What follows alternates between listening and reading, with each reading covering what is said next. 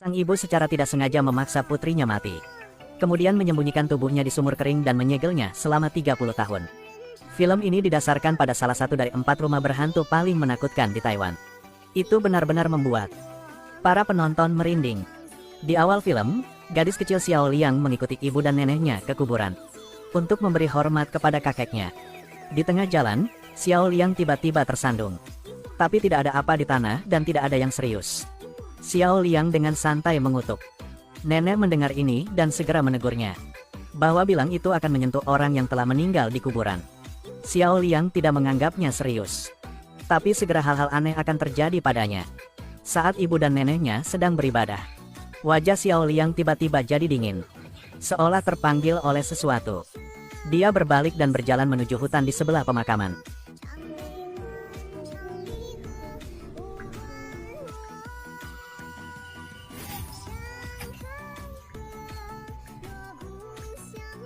Kemudian Xiao Liang kembali ke rumah dan pikirannya jadi aneh. Matanya putih memegang pisau dapur dan perlahan berjalan menuju lantai 3, di mana dia dirantai selama bertahun-tahun. Setelah memasuki rumah, dia menemukan sebuah toples di bawah tempat tidur yang juga disegel dengan mantra. Dia mengangkat botol itu tinggi-tinggi dan membantingnya ke tanah. Sore harinya ibu dan neneknya akhirnya pulang. Begitu memasuki pintu, nenek menemukan bahwa segel di lantai 3 telah dibuka. Dia tiba-tiba merasa tidak enak. Berpikir bahwa Xiao Liang telah membawa kembali apa yang kotor dari kuburan. Jadi dia bergegas keluar untuk bertanya pada penyihir. Kemudian alien mengira putrinya Xiao Liang bersembunyi di rumah. Dia memanggil 2 kali, tetapi tidak ada yang menjawab. Saat ini, di luar rumah sedang hujan deras dengan listrik padam. Seluruh rumahnya jadi gelap dan dingin. Alien menahan nafasnya dan naik ke lantai 3. Ke kamar yang rantainya telah terbelah 2 oleh pisau. Dia melihat pecahan toples di tanah. Ketika alien bertanya-tanya, garis darah dari udara secara bertahap muncul di cermin ruangannya. Dia berjalan untuk melihat isi dari kata-kata berdarah itu. Tetapi alien melihat bahwa rambutnya ditarik aneh.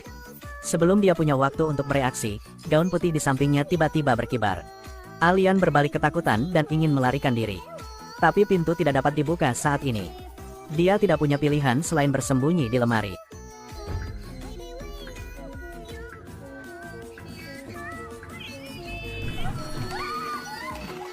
Itulah Along, pacar Xiao Liang. Along menelepon Xiao Liang sepanjang hari, tetapi tidak ada yang menjawab. Khawatir sesuatu akan terjadi. Dia datang ke sini untuk menemukannya. Dia pikir Xiao Liang mungkin dalam masalah. Begitu dia selesai berbicara, cermin di ruangan itu langsung meledak. Kemudian tangisan Xiao Liang datang dari cermin. Along memasukkan tangannya dan menemukan bahwa cermin itu bisa mengarah ke dunia lain. Jadi keduanya dengan berani masuk. Siapa yang akan menyelamatkan saya? Tidak ada yang menyelamatkan saya. Dari suara itu, keduanya melihat Xiao Liang berjalan menuju sumur kering di halaman sedikit demi sedikit. Jadi ibunya datang untuk menghentikannya. Tetapi masih selangkah di belakang. Alien menangis karena mengira dia telah kehilangan putrinya. Di dasar sumur kering tiba-tiba terulur sepasang tangan hitam. Tarik dia ke bawah. Untungnya, pada saat kritis, Along datang untuk menyelamatkannya tepat waktu. Lalu keduanya berlari masuk. Tapi mereka mendengar piano dari lantai atas. Mereka naik ke atas dan menemukan Xiao Liang duduk di sana tanpa cedera. Alien hendak memanggilnya, tetapi Xiao Liang tiba-tiba mengambil gunting dan hendak bunuh diri. Alien bergegas agar menghentikannya. Itu semua salahmu. Semuanya salahmu. Apa yang kau bicarakan? Tenanglah. Along, tolong bantu aku. Bu. Itu bukan Xiao Liang.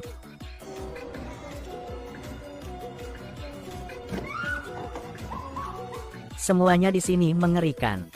Keduanya ingin kembali cermin. Tapi jalan itu ditutup. Pada saat yang sama, dia akhirnya mengundang penyihir. Toples di sini sudah disegel olehnya bertahun-tahun yang lalu. Penyihir memberitahunya bahwa wanita itu telah kembali. Setelah itu, dia meletakkan foto wanita itu di tanah. Dan biarkan dia memukulnya berkali-kali dengan sebatang kayu persik. Saat itu sosok Xiao Liang merangkak keluar dengan embusan angin. Penyihir memintanya untuk terus memukul gambar itu. Hingga jiwanya di dalam tubuh Xiao Liang didorong keluar. Bersamaan dengan pukulan, Dunia di cermin mulai berantakan. Along memanfaatkan kesempatan itu dan keluar. Tapi Alian, ibu Xiao Liang tidak melarikan diri tepat waktu. Pada titik ini, roh jahat dilepaskan dengan sangat marah. Ia mencengkeram leher si nenek.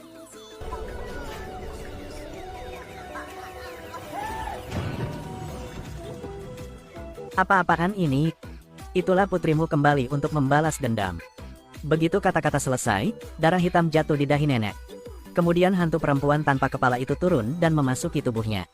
Penyihir itu tahu bahwa dia nggak bisa buat apapun, jadi dia lari ketakutan. Wanita tua itu dikejar hantu wanita dengan pisau dapur. Bunuh penyihir itu. Kemudian ia mengancam, memimpin Along ke halaman. Dan mengambil nyawa nenek untuk mengancamnya. Memaksa Along turun ke sumur untuk mencari sesuatu. Along terpaksa turun dan menggali pot tanah liat yang tersegel di dasar sumur. Setelah dibuka di dalam adalah kepala hantu perempuan. Pada titik ini sebuah peristiwa dari 30 tahun yang lalu perlahan muncul. Saat itu, neneknya masih muda dan melahirkan satu laki-laki dan dua perempuan. Putrinya, Alian dan Amai adalah saudara kembar.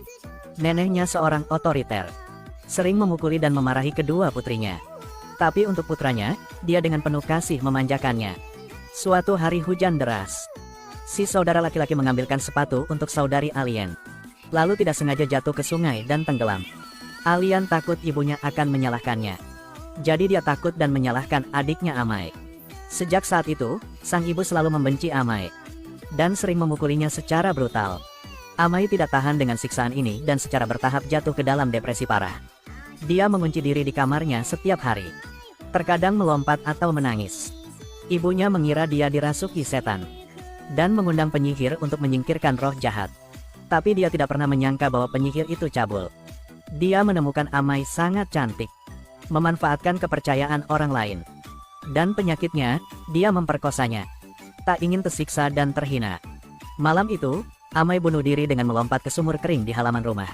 Penyihir khawatir dia akan berubah menjadi hantu setelah dia mati untuk membalas dendam.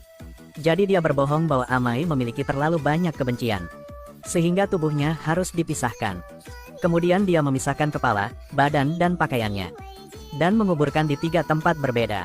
Alian mengetahui kebenaran bertahun-tahun kemudian. Dan terjadi pertengkaran hebat dengan ibunya. Tiba-tiba, ibunya menuduhnya sebagai pembunuh Amai. Saat keduanya bertengkar, sang ibu tanpa sengaja mendorong Alian ke dalam sumur kering dan meninggal.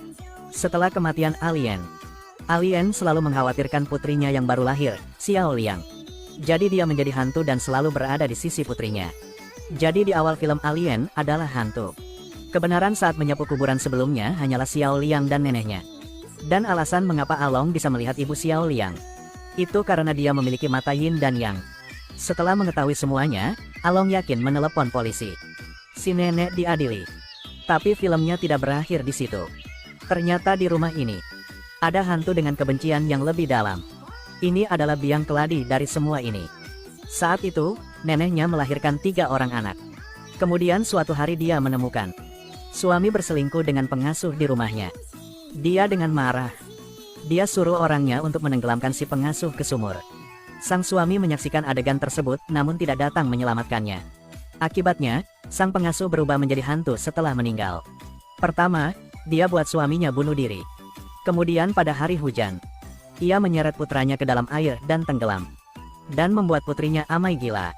Setelah diperkosa oleh si penyihir, gadis itu bunuh diri dengan menceburkan diri ke dalam sumur. Kemudian Alian juga jatuh ke dalam sumur kering dan mati. Di akhir film Xiao Liang meninggalkan rumah tua neneknya. Sejak itu, rumah itu menjadi yang pertama dari 4 rumah berhantu paling mengerikan di Taiwan. 4大凶宅之首，民雄鬼。